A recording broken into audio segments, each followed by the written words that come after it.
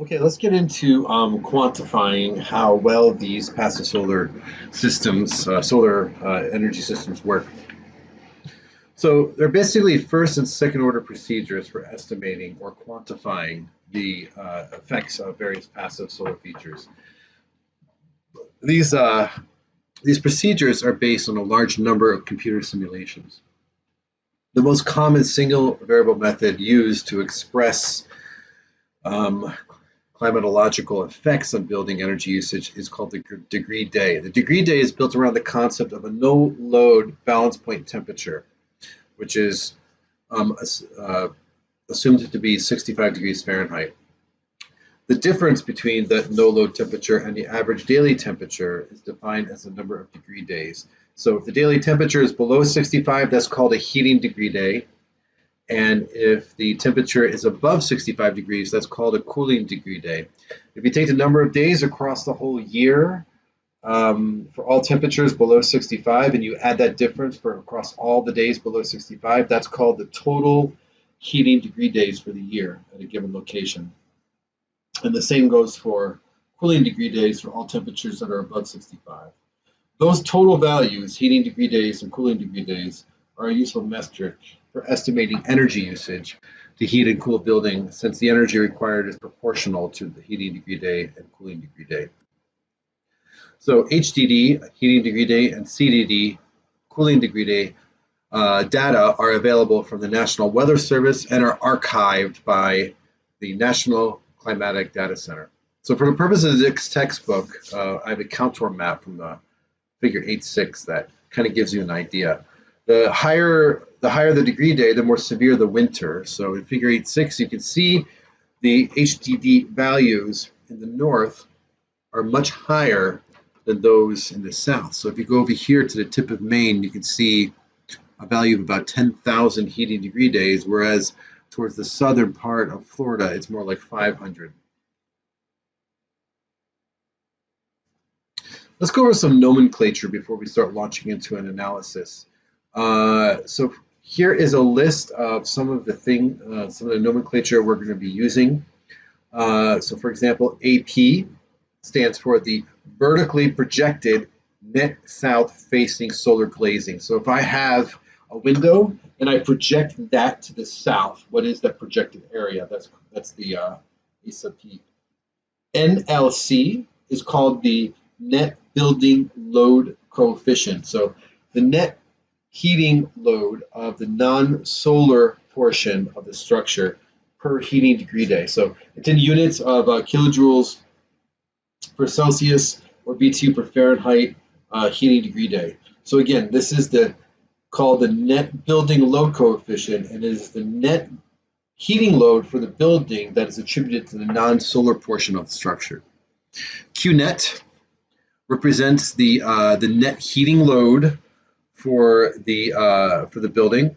So in order to get the QNet, you can just take the net building load coefficient and multiply it by the number of heating degree days, by the heating degree days, and you should be able to find out in kilowatt hours of BTU what the total net heating load is. Q solar is the heating load provided by solar energy.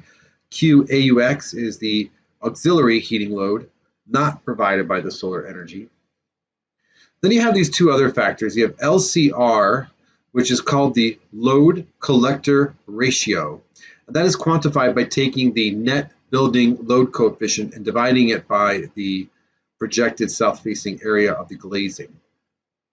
And then there's solar savings fraction. And basically, that is the fraction of the heating load energy provided by solar, and that simply would be the solar load divided by the net load.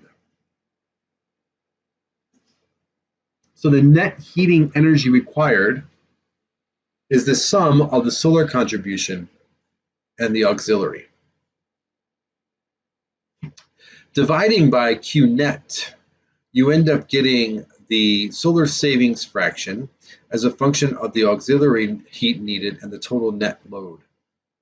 So the auxiliary can therefore be found as 1 minus the solar savings fraction multiplied by the net load heating load coefficient of the building multiplied by the heating degree days.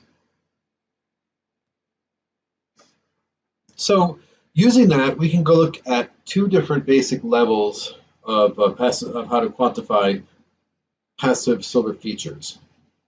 There's a first level method, which is basically a rules of thumb, or a second level method, which is the LCR method. The first level method is based on the observation that residences that effectively incorporate passive solar features have similar net load coefficients, values per floor area. So, it has similar net load coefficient values per floor area and climate. So it's dependent on the solar savings fraction. The net building load coefficient per square foot of floor area in conventional buildings with energy conserving features is typically in the range of 120 to 160 kilojoules per Celsius heating degree day meter squared, or 6 to 8 in BTU per Fahrenheit heating degree day foot squared. These values are reduced by 20% when passive solar features are added, resulting in net heating load coefficient per floor area values of 100 to 130 in metric units. So for well-designed passive solar features, the expected load collector ratio, LCR, are climate dependent. So basically you have a value in SI units of about 610 kilojoules per Celsius heating degree day meter squared in warm climates and 410 in cold climates. So when the thermal mass directly absorbs the solar radiation, sufficient thermal mass to store about 610 kilojoules per Celsius meter squared per unit area of glazing must be available to be able to achieve this. This is a map of the United States that kind of gives the expected solar savings fractions. So as you can see up in the northeast here, you can expect somewhere between 10 to 30%, whereas all through here in the south, you can expect it to be 60 to 70%, up to 90% in southwestern California. Let's look at a quick example problem here. And again, this would be for the what we had called the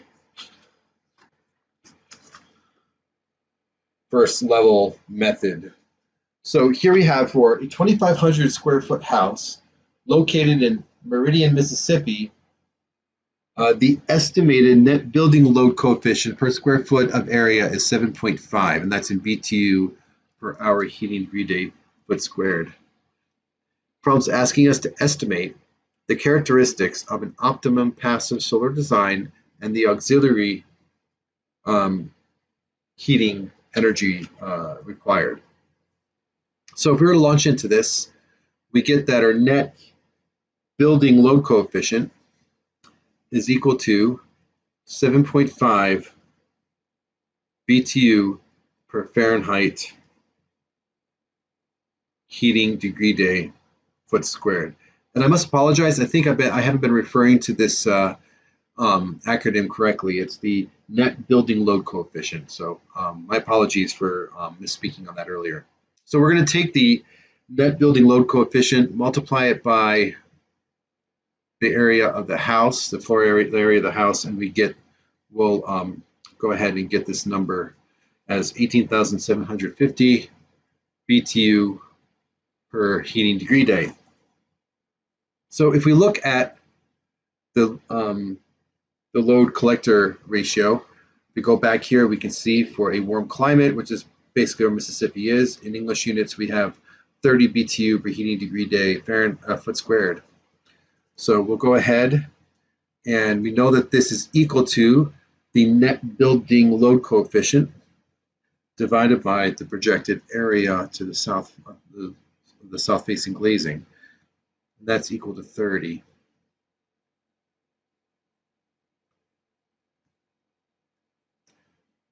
So we want to go ahead. We can use this problem to solve for the south-facing glazing. In this case, we get 625 square feet. So according to figure 8.7 in your book, we have a solar savings fraction of about 0.6 for that area of Mississippi. And according to figure, I believe it's 712 in your book, we should get a heating degree day of about 2,444 degrees Fahrenheit.